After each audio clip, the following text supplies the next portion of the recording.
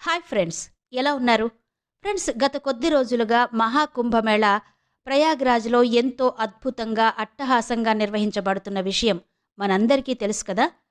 Friends, ఈ కుంభమేళాలో పాల్గొనడానికి ప్రపంచం నలుమూలల నుంచి లక్షలాది మంది భక్తులు, సన్యాసులు, సాధువులు, అఘోరాలు, ఇంకా సామాన్యులు వస్తూ ఉంటారు.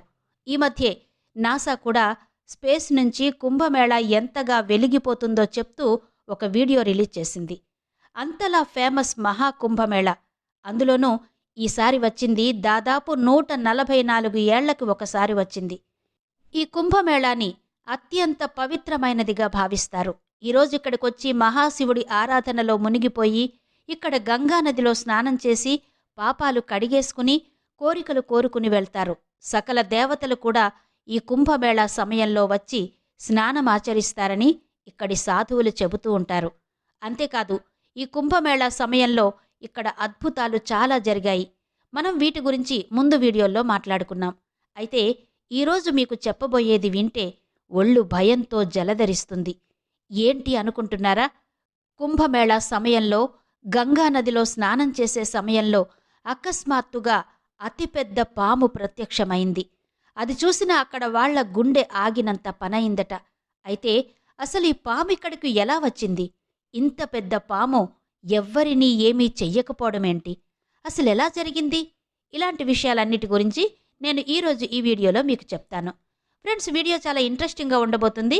కాబట్టి వీడియోని చివరి వరకు స్కిప్ చేయకుండా చూడండి.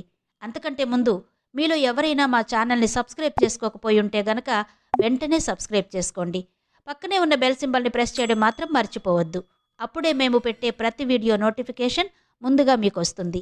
ఫ్రెండ్స్, కోట్లాది మంది ప్రజలు అత్యంత భక్తి శ్రద్ధలతో వచ్చి పవిత్ర సంగమంలో స్నానం చేసే పండుగే మహాకుంభమేళ. ఇదొక జాతర మాత్రమే కాదు, ప్రతి ఒక్కరూ తాము చేసిన పాపాలకు ప్రాయశ్చిత్తం చేసుకోవాలని మరియు మోక్షం పొందాలని కోరుకునే ఆధ్యాత్మిక ప్రయాణం. అయితే అంతా సవ్యంగా జరుగుతుంది అనుకున్న సమయంలో ఇక్కడ ఈ గంగానదిలో ఒక అనుకోని అద్భుతం చోటు చేసుకుంది. ప్రయాగ్రాజ్ మహాకుంభమేళాలో జరిగిన ఈ సంఘటన అక్కడున్న వారందరినీ ఆశ్చర్యపరిచింది. ఆ రోజు ముందు రోజులాగానే లక్షలాది మంది భక్తులు అక్కడ ఉన్నారు. అక్కడ అంతా కూడా శివనామస్మరణే. ఎక్కడ చూసినా సన్యాసులు, సాధువులు పూలమాలలతో మనోహరంగా ఉంది. ఎంతోమంది భక్తులు అక్కడ ఉన్న గంగా, యమున, సరస్వతీ నదుల సంగమం వద్ద స్నానాలు చేస్తూ ఉన్నారు. అప్పటి వరకు అక్కడంతా కూడా ఎంతో ప్రశాంతంగా, ఆహ్లాదంగా ఉంది. ఇంతలో ఒక్కసారిగా అక్కడి వాతావరణం మారిపోయింది. ఒక అద్భుత ఘట్టం చోటు చేసుకుంది. ఆ క్షణంలో అక్కడ గంగానదిలో అకస్మాత్తుగా నీటి అలల ఉధృతి ఒక్కసారిగా పెరిగిపోయింది. అక్కడ ఉన్నవాళ్లకు ఏమి జరుగుతుందో అర్థం కాలేదు. అర్థమయ్యే లోపే ఆ అలల చాటు నుంచి అత్యంత పెద్ద పాము ఒకటి బయటకొచ్చింది. అది చూసిన అక్కడి వాళ్ల గుండె ఆగినంత పనయింది. ఆ పాము చాలా పెద్దగా ఉంది. దానిమీద ఉన్న చర్మం ఎంతో అందంగా మెరిసిపోతుంది. అది చూసిన వారి నోటి వెంట ఒక్క మాట కూడా రాలేదు. ఒక్కసారిగా అక్కడి వాతావరణం నిశ్శబ్దంగా అయిపోయింది. అయితే అసలు ఇది నిజమేనా అని అందరూ ఆశ్చర్యంలో మునిగిపోయారు. ఇది నిజంగా దైవశక్తి అని అక్కడున్న వాళ్ళు అనుకున్నారు.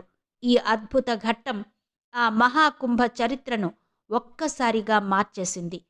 ప్రజలు ఎప్పటికీ మరచిపోలేని విధంగా ఆ రోజు ఆ సంఘటన జరిగింది. అసలు ఎవరికి వారు అలా షాక్లో ఉండిపోయారు. అప్పటిదాకా అందరూ అక్కడ గంగానది దగ్గర చేరుకుని ఎలాగైనా సరే స్నానం చేసేసి తాము చేసిన పాపాలను కడిగేసుకోవాలి అనే చింతనతో గుమిగూడి ఉన్నారు.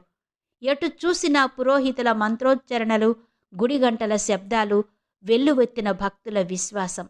ఇలా అక్కడి వాతావరణం ఎంతో ఆహ్లాదంగా ఉంది. కానీ ఎప్పుడైతే ఈ సంఘటన జరిగిందో అప్పుడు ఒక్కసారిగా పూర్తిగా మారిపోయింది. అప్పటిదాకా ప్రశాంతంగా ఎటువంటి హడావిడి లేకుండా ఉన్న గంగా నదిలో ఒక్కసారిగా అలజడి నెలకొంది. నది మధ్యలో నుంచి ఏదో వింత కదలిక అక్కడ ఉన్నవాళ్లను ఆశ్చర్యంలో పడేసింది. ఏంటా అని అందరూ అనుకునే లోపే అక్కడి నుంచి ఒక పెద్ద పాము బయటకొచ్చి అందరినీ షాక్కి గురిచేసింది. అయితే ఆ పాము సుమారు 25 అడుగులు ఉందని చెబుతున్నారు.